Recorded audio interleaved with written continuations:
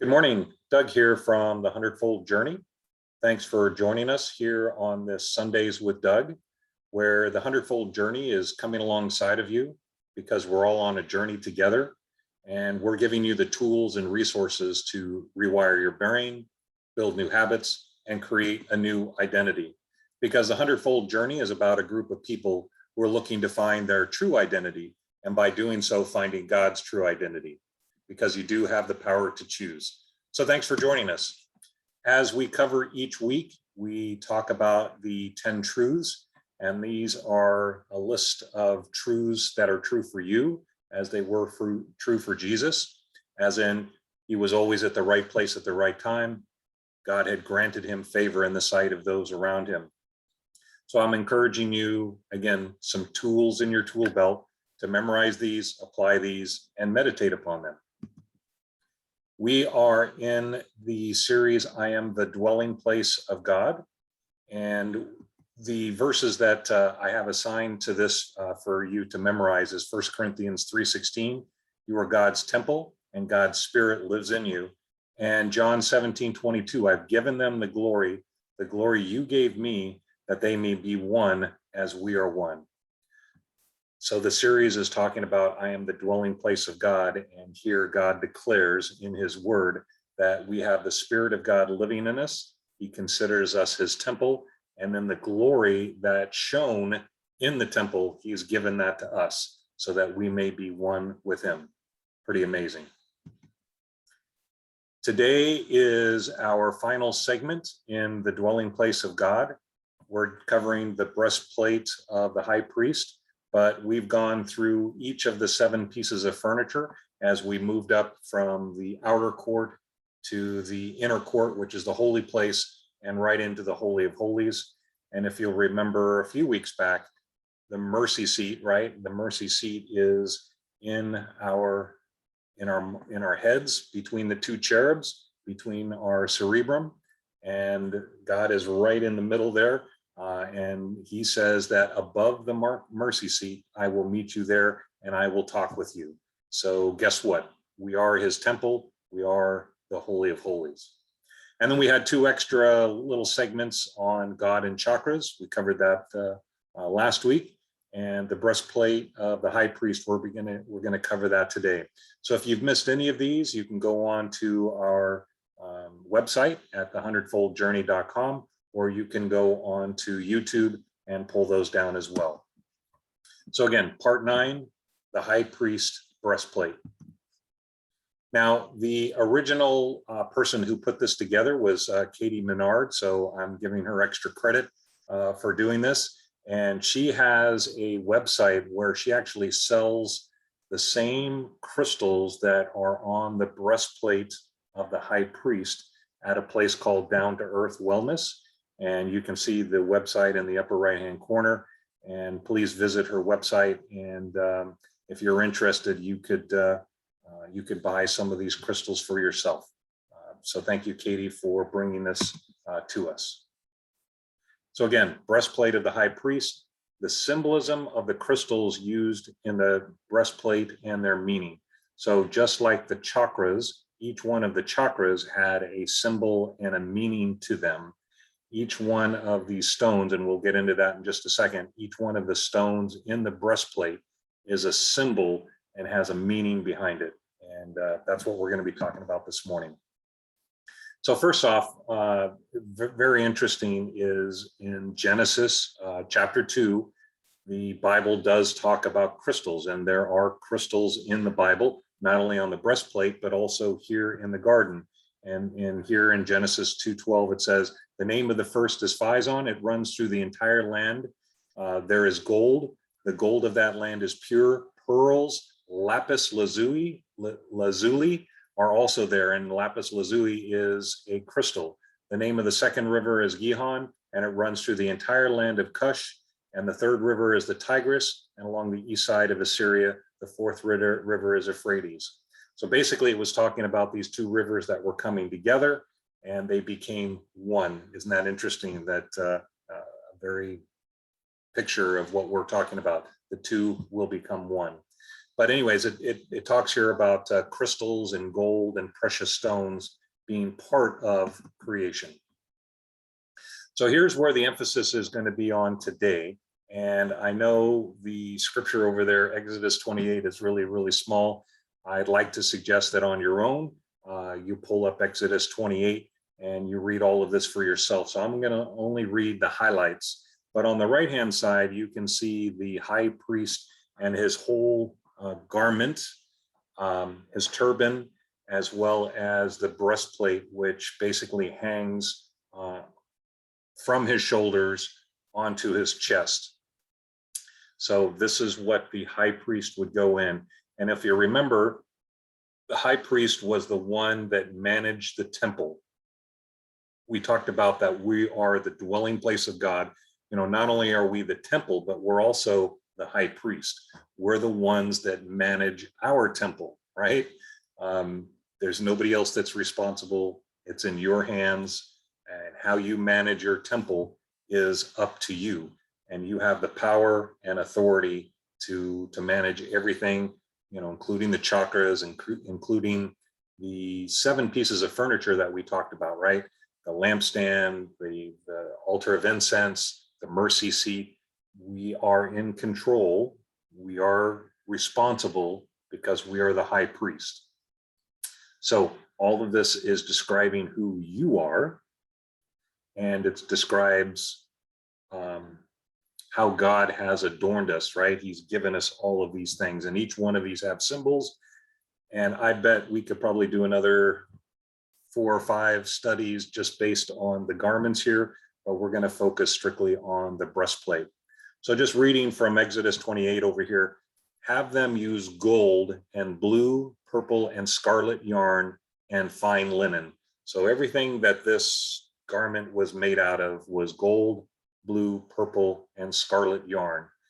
The gold, right? We've talked about that every single week. The gold is purity, it's holiness, it's blameless, right? It's pure, and it's God, right? Godlike. And then verse 15, fashion a breastplate for making decisions. Now over here on the right, it talks about the breastplate of judgment. And really what that is, this, you could use the same word as far as decisions, making decisions. So making the right decisions. And this breastplate is there to remind us of who we are so that we can make the right decisions. So it's judging things correctly. And in a sense, judging things from the spiritual rather than the physical. And then here, we're actually going to describe the breastplate. The first row shall be Carnelian, crystallite, and beryl. The second row shall be turquoise, lapis lazuli, and there's lapis lazuli from the other verse, and emerald. The third shall be jacinth, agate, and amethyst. The fourth row shall be topaz, onyx, and jasper. Mount them in gold. There are to be 12 stones, one for each of the names of the son of Israel, each engraved like a seal with the name of one of the 12 tribes. So if you can look closely, and I'll show you on the next slide, this breastplate actually has 3 rows, right? I'm sorry, 4 rows of 3 for a total of 12. And each one of those stones represented a name of the 12 tribes of Israel. Then we continue. The high priest enters the holy place. He will bear the names of the sons of Israel over his heart on the breastplate of decision as a continual memorial before the Lord. And he'll always bear the means of making decisions for the Israelites over his heart before the Lord. Make the robe of ephod entirely of blue cloth with an opening of the head so that in its center. So anyways, these stones are used as a remembrance so that decisions can be made, right? And the decisions are being put into our hands. So we have the choice of life or death, truth or fear. We have those choices in our hands, just like the high priest had the full responsibility over the temple. So before we get into the actual breastplate, maybe some of you are asking, what is a crystal? And I know I had that question the first time, is like, because this was all pretty new to me a couple of years ago. But crystals are solids that form from a regular repeated pattern of molecules connecting together. This uniform structure is what makes a crystal a crystal. To form a regular repeating structure, it needs to have a uniform vibration. In the universe, everything is made up of vibrations. And we talked about that with the chakras, right? Is that inside our body, they're spinning at a certain rate and a vibration. And that's what crystals are made up of, very specific vibrations and frequencies. Crystals work by interacting with your body's energy field or chakra. By holding a crystal, your vibration will match that of the crystal. As with anything, what vibrations you surround yourself with, you will match. This could be your food, feelings, emotions, mental state, music, TV, work, environment, and yes, crystals. Crystals make your modern technology what it is today. You won't find a single piece of technology that doesn't have a crystal in it. If it can make the new iPhone have amazing features, imagine what it can do for your body. Yeah, so again, it's the crystals, because they are formed by certain vibrations and frequencies, it maintains that vibration and frequency. And then the electronics industry has been able to tap into those frequencies and actually create devices around them. So very powerful structures that God has created and put together for our use. And in fact, even to the use of putting it on the breastplate. So here's kind of a breakdown, a little closer up view of what that breastplate looks like. Again, it has 4 rows of 3, and each one of these has the name of one of the sons, the 12 sons of Israel. So you've got Reuben, Simeon, Levi, Judah, Dan, Naphtali, Gad, Asher, Issachar, Zebulun, Joseph, and Benjamin. And then each of the stones, as was described in Exodus 28, I think it was, each of the stones has a crystal associated with it, right? So Reuben is emerald, and the color of that is jade green. And then the meaning behind that, the name Reuben is, behold, a son. And we're actually going to get into a deep dive into each one of these. But what you'll find as we get into this is each of the sons' names has a significant meaning, as we see there. But then the colors also associate with the chakras. So we have the green, we have the gold, we have red, pink. So all of these, the 7 colors of the chakras line up here, right? So it's not exact, right? Like pink is more of the red color, right? So it's not exact, but it's different shades of those colors of the chakras. I hope that makes sense. All right, let's move on, and we will go into, just a quick reminder of those 7 chakras, right? So we have the red, the orange, the yellow, the green, the blue, the violet, and the purple. Each one representing the 7 chakra centers and 7 meaning perfection. And each one of these, again, will be demonstrated in each one of the crystals on the breastplate. So the first one is emerald, and this emerald is the green, right? Which is the heart chakra.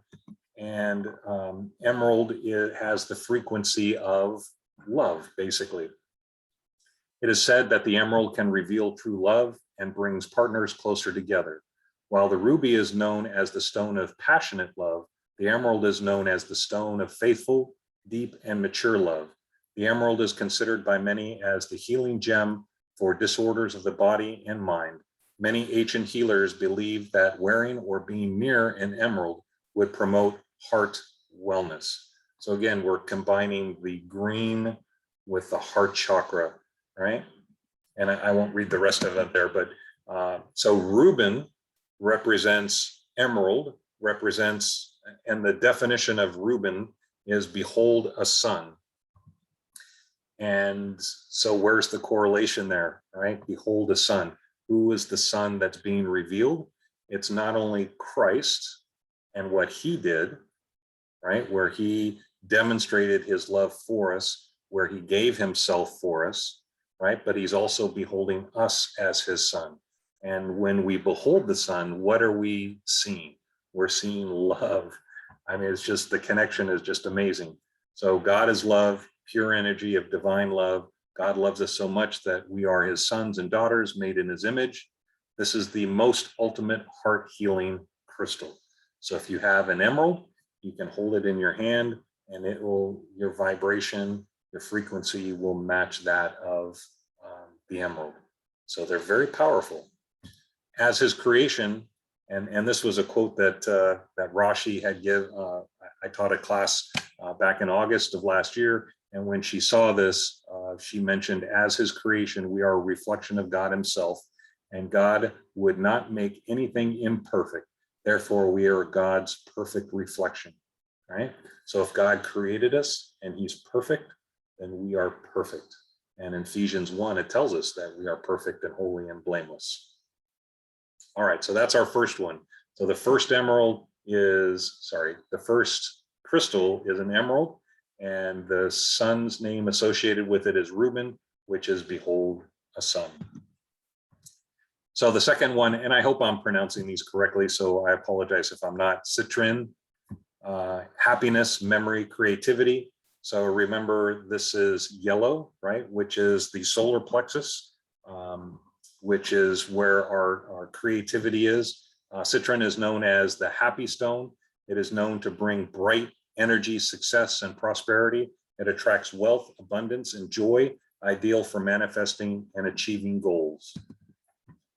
And the name associated with this one is Simeon, and the definition of Simeon is hearing.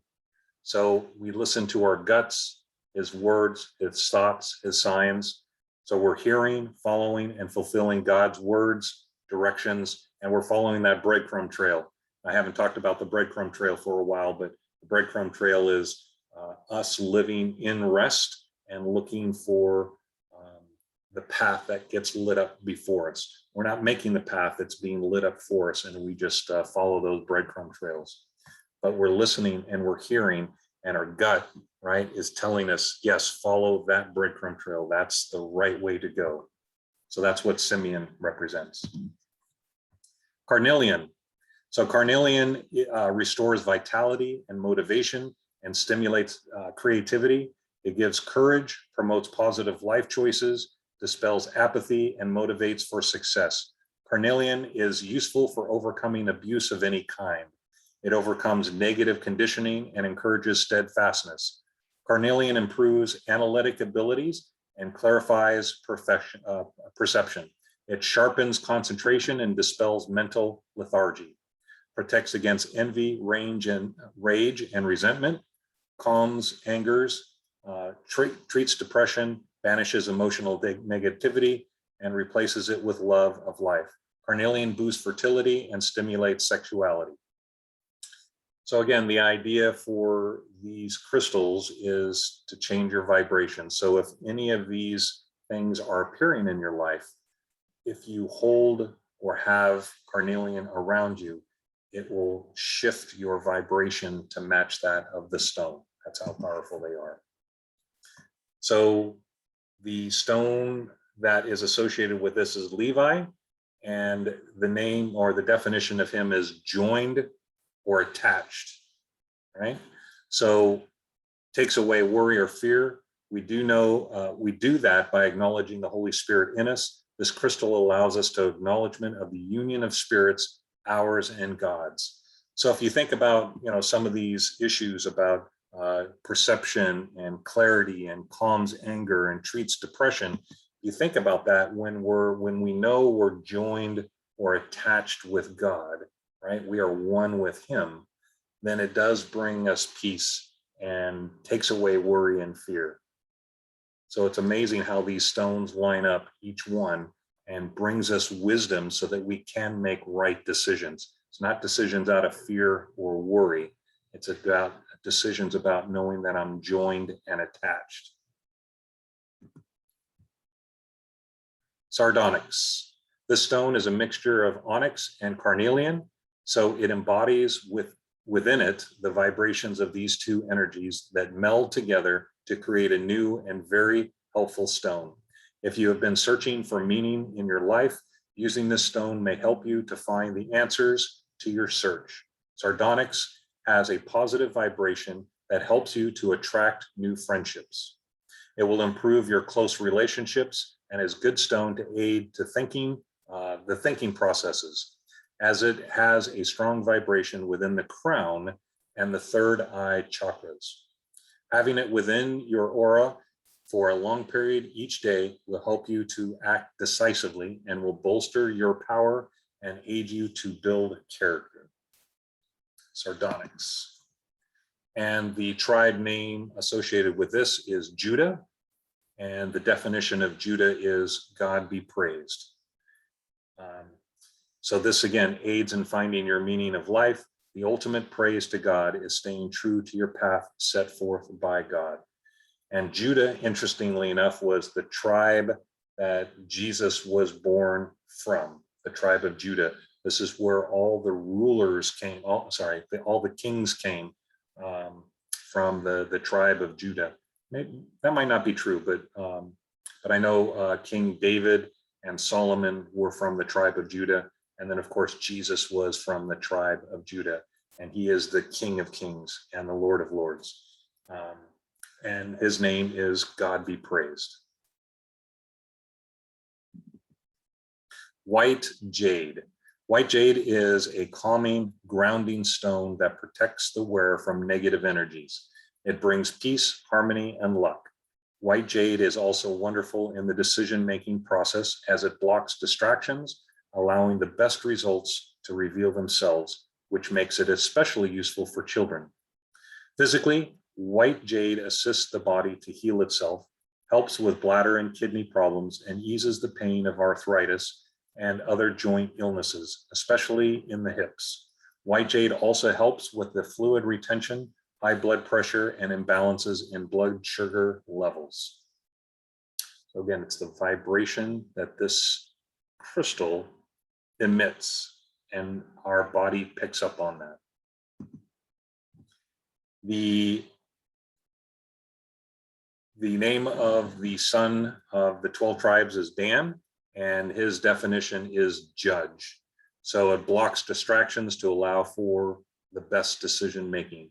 It's a fair judge, makes you feel calm, take emotions out of a situation to let the best results reveal themselves.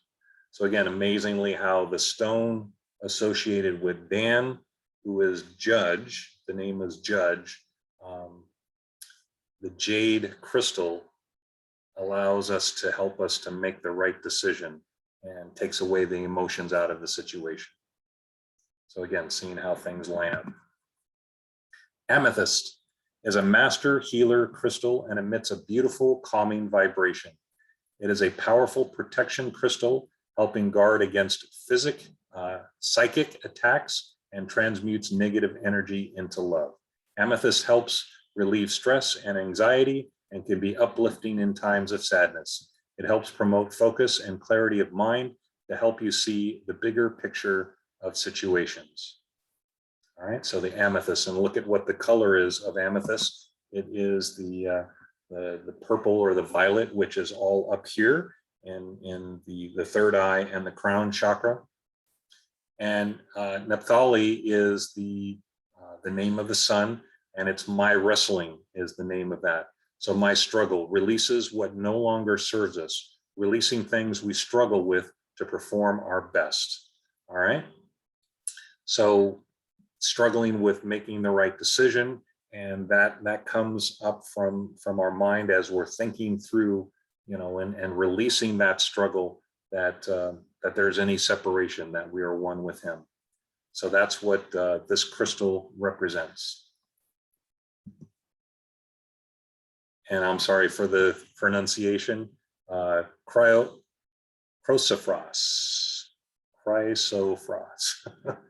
Sorry, guys. I'll try to find the right pronunciation. Chrysophros has a wonderful energy of love, and notice the color green, and it brings you the energy of abundance on all levels. This lovely crystal helps to bring acceptance and healing into the cells of the body and prepare them for a deep healing.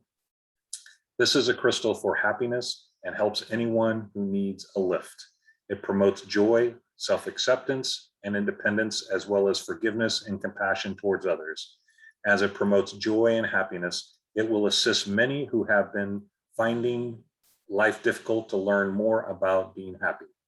By promoting God's truth, you learn to live your life in accord with God's plan for your life, and its heart-based energy will bring through joy and happiness.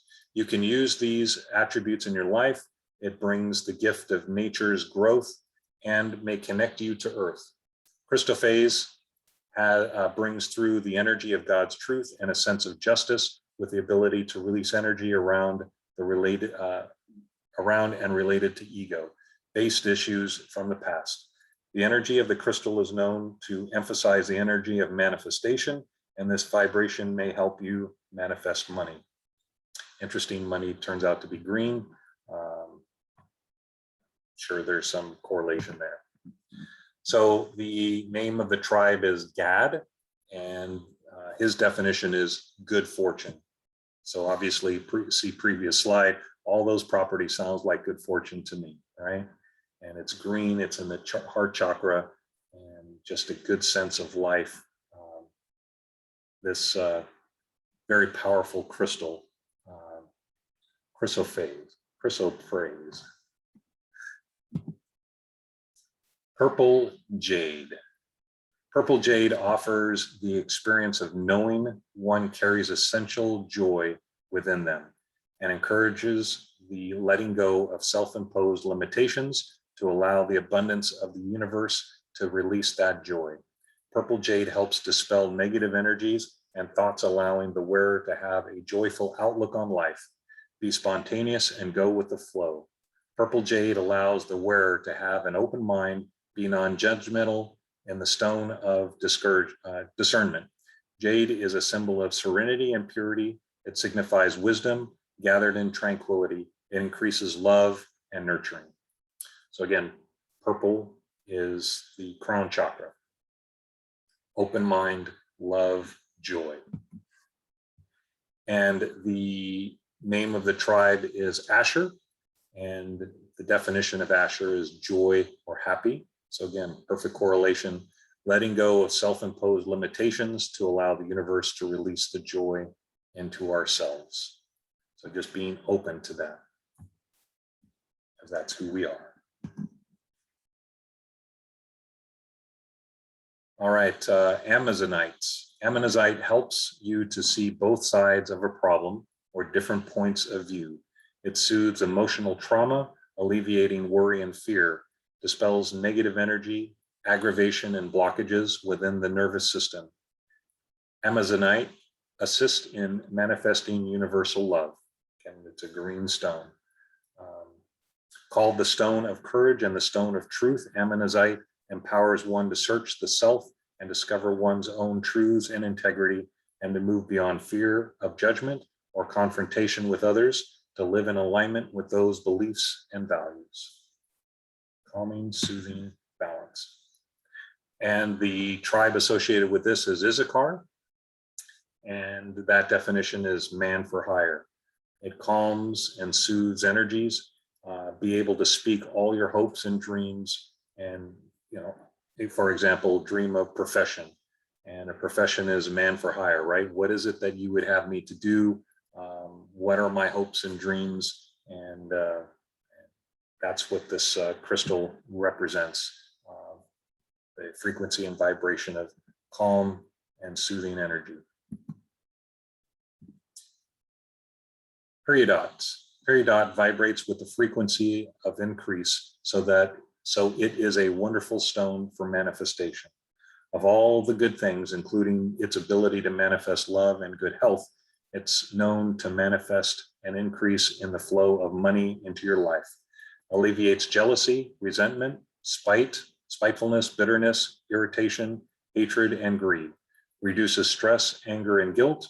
Periodite opens our hearts to joy and new relationships, and enhances confidence and assertion, motivating growth and change, sharpens and opens the mind to new levels, and it is both a heart chakra stone and a solar plexus stone. And the tribe associated with this is Zebulun, and the definition of that is dwelling. So it's also considered where the brain dwells and where it's thinking. So it's the home. Since thinking happens, we sometimes can dwell on low vibrational thoughts. This crystal brightens the wit and makes our dwelling shine, right? So it raises the vibration so that it can shine. And it depends on what we're dwelling on, right? Because our thoughts are powerful. Green jade. Green jade is a dream stone, releasing negative thoughts, irritability, and soothing the mind. It stabilizes your personality, integrating mind with body to stimulate ideas and make tasks less complex and easier to act upon. Green jade balances and harmonizes the heart chakra, aiding in both emotional and physical well-being. Green jade is an abundance stone, representing the flow of divine energy into the reality of one's life. It brings harmony and happiness in business and family relationships. Jade keeps the wearer from harm and brings harmony. Jade attracts good luck and friendship. It stabilizes the personality and promotes self-sufficiency. And the tribe associated with this is Joseph, and the definition of his name is increaser. Increases your heart's energy to open, receive unconditional love, increases life by draining the lymphatic system, increases blood flow. Since this stone is so durable and long-lasting, it's linked to immortality, right? So if you're looking to increase your love and energy, this is the stone that will do that, right? So again, what you do with these stones is you can make a bracelet or a necklace, but having them on your body physically, or even in your environment around you, it will give off that energy. All right, last stone, last tribe, Lapis Lazuli. Lazuli is a crystal of truth in all aspects. It reveals inner truth and promotes self-awareness and acceptance of that knowledge. Lapis resonates on a very high harmonious level as it brings peace and deeper understanding when looking inward. It therefore encourages inner self-knowledge, encourages self-awareness, and will show your inner truth when you really choose to look. A wonderful stone to work with for self-acceptance. Lapis promotes clear understanding through the power of intuition. And Benjamin is the last tribe. He was the last son born, by the way, of the 12 tribes, and it's the son of the right hand. And this opens the third eye, which is the connection to God, a way to hold a child's hand while they walk their true path. And in Isaiah, it says, "Do not fear, for I am with you. Do not be dismayed, for I am your God. I will strengthen you and help you and uphold you with my righteous right hand." So this is Benjamin, son of the right hand. And this is in connection with who we are, right? Because we are God's son of his right hand. All right, so that basically concludes the 12 stones, the 12 tribes, and the 12 crystals that are on the breastplate. And again, each one of these were here to represent the vibration and helping us to make the right decisions. So One thing I just want to reiterate is that God is the one that designed the high priest breastplate, and it is adorned with all the crystals for a reason. What is the significance of these crystals resting in the center of the heart? So these are questions for those that are online or those that are watching. So, maybe take a minute just to, you can pause the video, but what is the significance of these crystals resting in the center of our heart, right?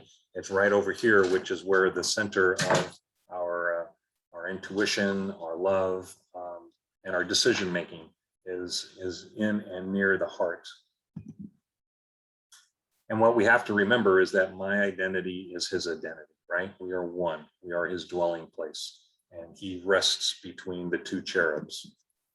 And in Hebrews, it says, Jesus, the great high priest. Therefore, since we have a great high priest who has ascended into heaven, Jesus, the Son of God, let us hold firmly to the faith we profess. For we do not have a high priest who is unable to empathize with our weaknesses, but we have one who has been tempted in every way, just as we are, yet he did not sin. Let us then approach God's throne of grace with confidence so that we may receive mercy and find grace to help us in time of need. So Jesus, again, is being our high priest, and that's who we are. That is our identity. Because as he is, so I am in this world. And in Revelations, he says that I have made us kings and priests to our God, and we shall reign on earth. So he's given us this, right? So not only are we a high priest, but also we are a king, and of course the high priest. So that kind of wraps up everything. So each one of these stones represented each one of these chakras. And as we hold these stones and bring them to us, then we can see how our frequency, our vibration from the chakras are helped, right? It's just a tool, right? It doesn't fix it. It's just a tool to help us. That's the way we should view these. So again, I have to thank Katie Menard, Down to Earth Wellness, for putting this together. Again, I would suggest visiting her website, and you can actually order bracelets and necklaces, or just the stone itself. If you feel that that one of these stones has really spoken to you and said, man, I really need some more clarity or whatever, she would be able to help you with that. So please reach out to her. All right, so that concludes this morning's lesson.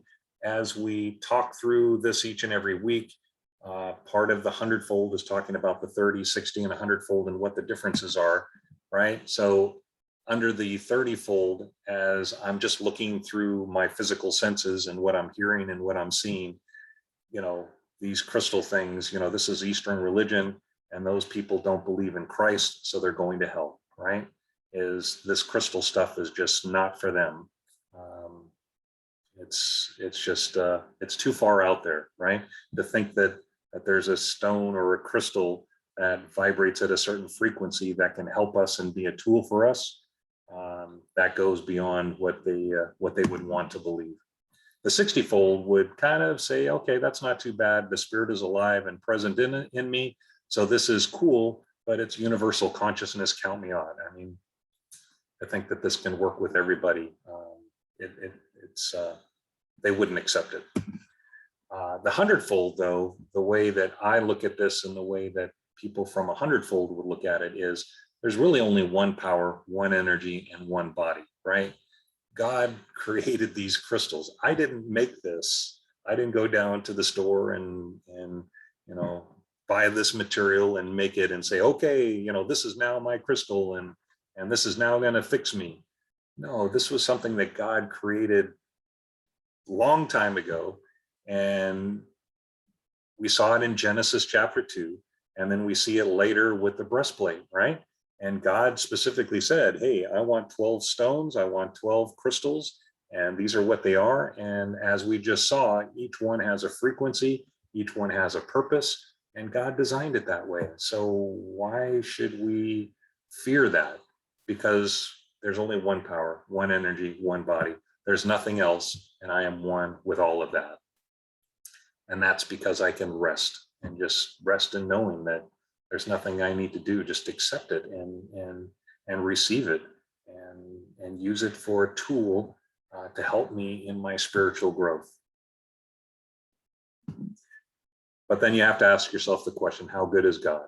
And the way we answer that determines our yield. Would God really set it up this way where there would be a crystal that I could use to help me focus? And the answer is yes. But if you answer it, yeah, maybe not, or no, that's crazy, then your yield's going to be less than it could be, not your full potential, because you're not trusting and believing that God, there's only one power, and that he's created everything. Please remember to work on the 10 truths, to memorize, meditate, and apply these into your life. Again, these are life-changing truths for you.